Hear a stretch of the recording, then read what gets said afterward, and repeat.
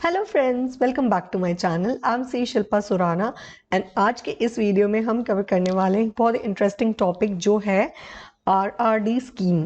अब आरआरडी स्कीम क्या होती है? RBI retail direct scheme. तो ये स्कीम आरबीआई ने निकाली है, that is Reserve Bank of India ने, for retail investors like you and me, जो स्मॉल इन्वेस्टर्स होते हैं। ऑलराइट, नाउ क्या है ये स्कीम, किन टाइप के लोगों को इसमें अप्लाई करना चाहिए, and you know all the nitty-gritties about this scheme we will be discussing in the later section of this video। But अगर आप मेरे चैनल पे न्यू है तो प्लीज अभी के अभी सब्सक्राइब बटन दबाएं for more such content further. अगर आपको इस वीडियो की कंटेंट अच्छी लगती है तो प्लीज इसे थम्स अप जरूर दे, because it really encourages me. Now let's start with today's video. तो आज के इस वीडियो में जैसे कि मैंने बताया, हम डिस्कस करने वाले हैं आरआरडी स्कीम के बारे में, that is RBI retail direct scheme. तो क्या है ये scheme? Through this scheme what RBI does is it is allowing retail investors like you and me to open account with itself। तो अब से हम आरबीआई में अकाउंट खोल सकते हैं। तो सेविंग्स बैंक अकाउंट या करंट अकाउंट नहीं खोल सकते हैं, ये एक सेपरेट टाइप का अकाउंट होता है and this account is known as retail direct gilt account. So through this account आप क्या कर सकते हो? आपको डिपॉजिट नहीं करना है इसके अंदर पैसे वैसे।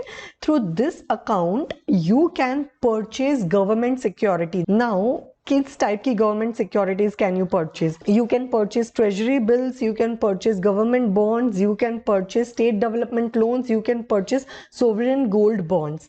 सो इन चार टाइप की गवर्नमेंट सिक्योरिटीज में अगर आपको इन्वेस्ट करना है तो आप ओपन कर सकते हैं आरबीआई का retail direct gilt account and through this account you can make investment in these 4 types of securities. अब ये 4 टाइप्स ऑफ सिक्योरिटीज क्या है? फर्स्ट मैंने बताया आपको ट्रेजरी बिल। तो ट्रेजरी बिल्स गवर्नमेंट जो होती है, गवर्नमेंट ऑफ इंडिया, वो इशू करती है for various periods, like 91 days के ट्रेजरी बिल होते हैं, 182 डेज के ट्रेजरी बिल्स होते हैं, 364 डेज के ट्रेजरी बिल्स होते हैं। तो when I am saying 91 days का ट्रेजरी बिल है, that means maturity period 91 days है। You buy the treasury bill, maturity period जो है उसका 91 डेज है, you hold it for that time and जब आप होल्ड करते हो तो आपको इंटरेस्ट का बेनिफिट मिलता है। गवर्नमेंट आपको इंटरेस्ट पे करती है, government of India. Okay, so interest का बेनिफिट मिलता है for that period of time and then government आपका लोन रीपे कर देती है, और जो ट्रेजरी बिल बाय किया है उसको गवर्नमेंट जो है वो रीपे कर देती है। Okay, so you know when you are investing in government securities like this, like treasury bills, तो ये एक credit risk free you know investment है। When I am saying credit risk free investment है, इसका क्या मतलब होता है? इसका मतलब ये होता है कि सी गवर्नमेंट ऑफ इंडिया जो है, we presume that the government will not default in paying back your money. तो जैसे हम यू नो नॉर्मल किसी पार्टी से ट्रांजैक्ट करते हैं, सपोज आप मेरे से ट्रांजैक्ट कर रहे हो and what you are doing is आप मुझे लोन दे रहे हो। ओके, सपोज से 1000 रुपीज का, देयर आर चांसेस कि मैं वो लोन रीपे करने में डिफॉल्ट कर दूं। Okay, so that means that there is a credit risk. हो सकता है कि आप जो अमाउंट मुझे क्रेडिट पे दे रहे हो वो आपको वापस ना मिले, लेकिन जब हम गवर्नमेंट को कोई अमाउंट देते हैं as a loan, we presume that we will always get it back and that is the case. It is a risk free, okay, in the way that credit risk is not attached. तो credit risk free अगर किसी को investment करना है for short term period, okay, like 91 days का है, 182 days का treasury bill है, 364 डेज का ट्रेजरी बिल है, तो अगर किसी को शॉर्ट टर्म पीरियड के लिए कोई इन्वेस्टमेंट करना है, they can definitely think about treasury bills, because इसमें क्रेडिट रिस्क नहीं होता। अगर आप लो रिस्क लेना चाहते हो, रिटर्न्स ऑब्वियसली लो होते हैं as compared to other investment avenues, but if your parameter is कि आपको रिस्क कम से कम लेना है, तो you can think about treasury bills, you know, investing in them, like senior citizens या you know elderly people जो होते हैं वो ज़्यादा रिस्क नहीं लेना चाहते हैं अपनी लाइफ में।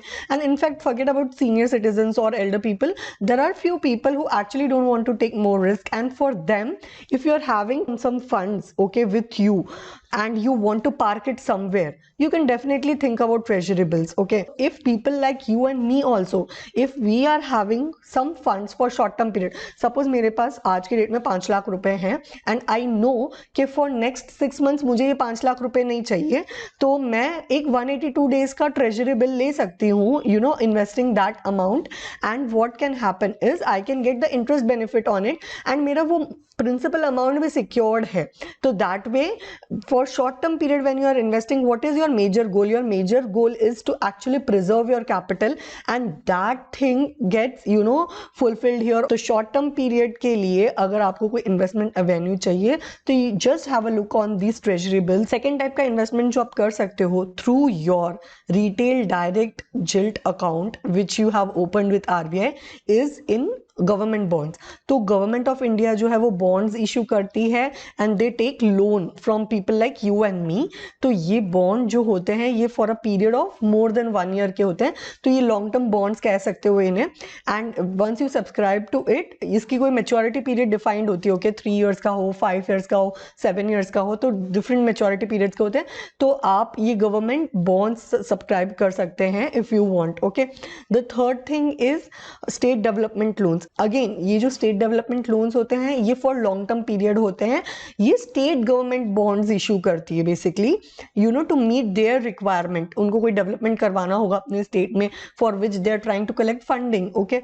सो through this source they can take loan from people like you and me, and after certain period of time they can repay you this loan, and also they will be giving you interest for this whole period.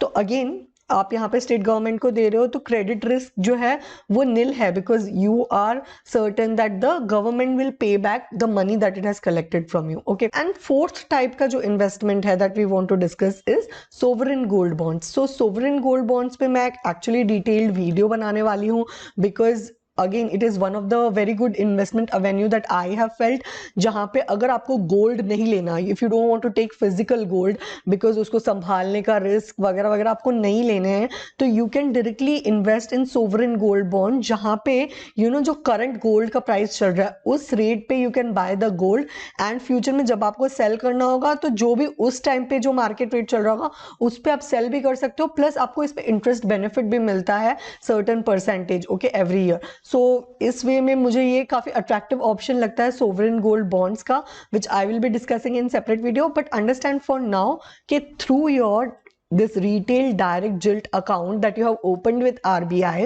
मैं again and again repeat कर रही हूँ so that you know ये आपके दिमाग में register हो जाए कि किस टाइप का अकाउंट आपको खोलना है RBI में, if you want to you know take the benefit of RBI's retail direct scheme, okay.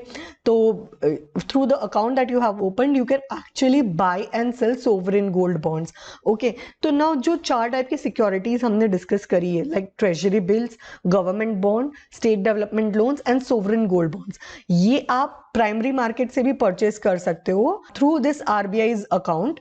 तो when I am saying primary market, मतलब जब फर्स्ट टाइम गवर्नमेंट ये पर्टिकुलर बॉन्ड या सिक्योरिटी मार्केट में इशू कर रही है या पंप कर रही है, आप इसको तभी भी परचेस कर सकते हो, या फिर आप सेकेंडरी मार्केट में भी परचेस कर सकते हो। जैसे हम BSE और NSE पे नहीं खरीदते बेचते shares, basically through this account of RBI you can actually buy and sell in the secondary market also.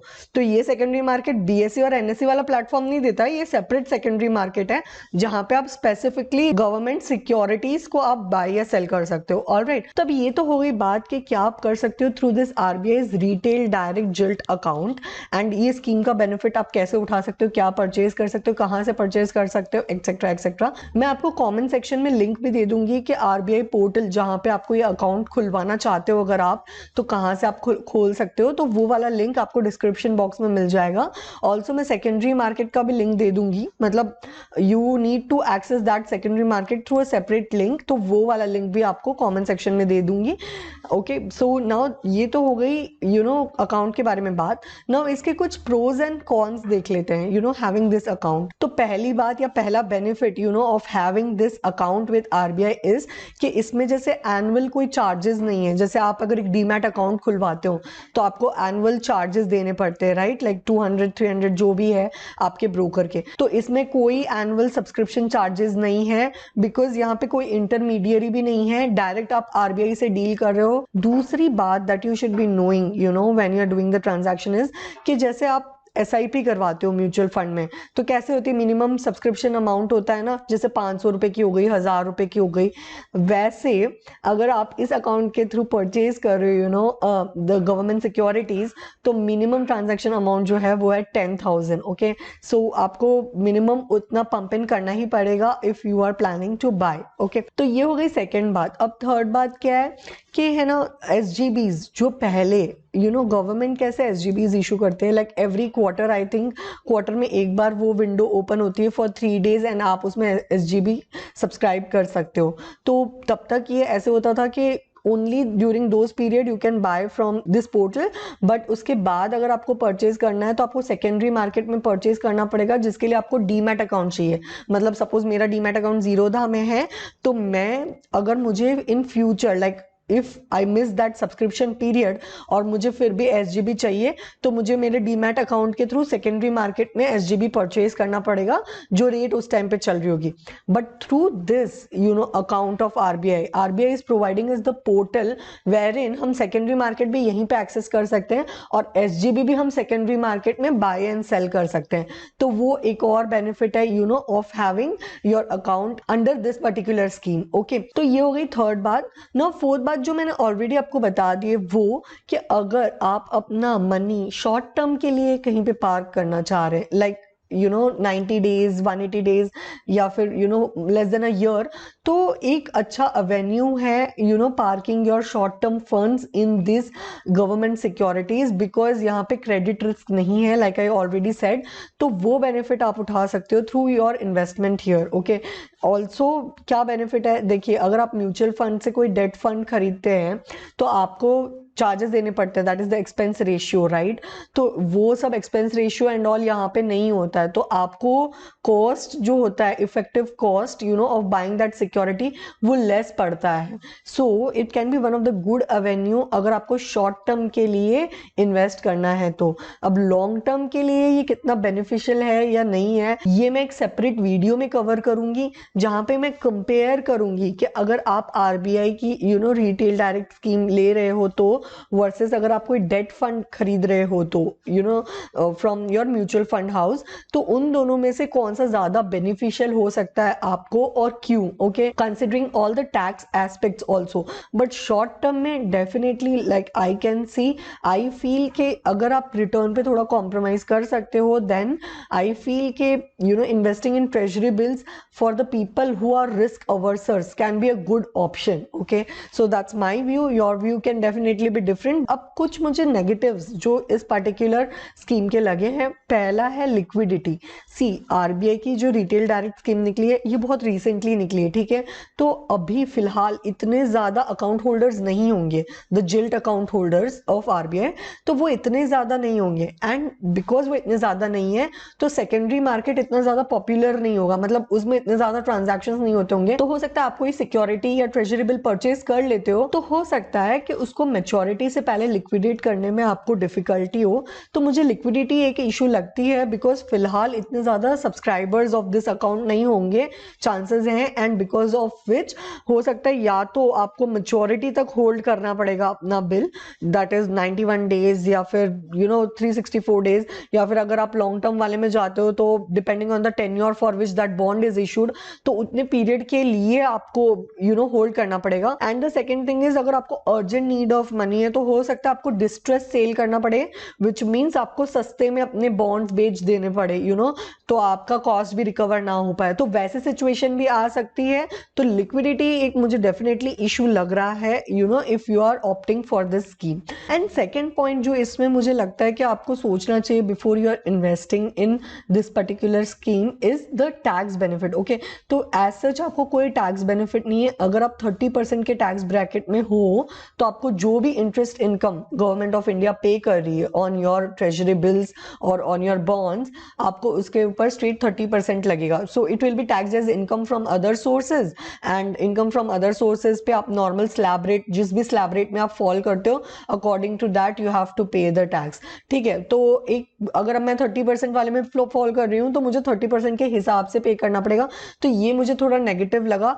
Because अगर मैं डेट फंड में लॉन्ग टर्म के लिए इन्वेस्ट करती हूँ तो मेरा टैक्स रेट जो होता है वो 20% है, बिकॉज वहां पे मैं कैपिटल गेन्स पे करती हूँ। ओके, तो वो 20% है, तो वहां पे एक मैं इन डिटेल कंपैरिजन बनाऊंगी अपने आने वाले वीडियो में, जहां पे मैं दिखाऊंगी किस तरीके से अगर आप लॉन्ग टर्म के लिए ये कोई गवर्नमेंट सिक्योरिटीज बाय करने का सोच रहे हो तो हो सकता है वो आपके लिए एक नुकसान का सौदा हो जाए। तो we will do a separate analysis on that, but for now you just understand कि टैक्स के पर्सपेक्टिव से अगर आप long term like more than 3 years के लिए इन्वेस्टेड होना करना चाह रहे हो in any of this government securities, तो टैक्स का एक थोड़ा सा मैं बोलूंगी कि ड्रॉबैक जैसा मुझे लगा. But again if you are ready to pay that higher tax just because you know यहाँ पे क्रेडिट रिस्क नहीं है, यहाँ पे डिफॉल्ट रिस्क नहीं है, गवर्नमेंट आपका पैसा आपको देगी, तो अगर उस रिस्क को कवर करने के लिए if you are ready to incur this higher cost, then it is definitely up to you. You can think of subscribing for these bonds. So that's all guys from my side. I hope आपको इस video की content अच्छी लगी हो and ये video आपको एक inform decision लेने में हेल्प करे whenever you are opting for buying any securities through this RBI's retail direct Jilt account. So I'll see you with more such content in my next video. Till then, stay home, stay safe. Bye.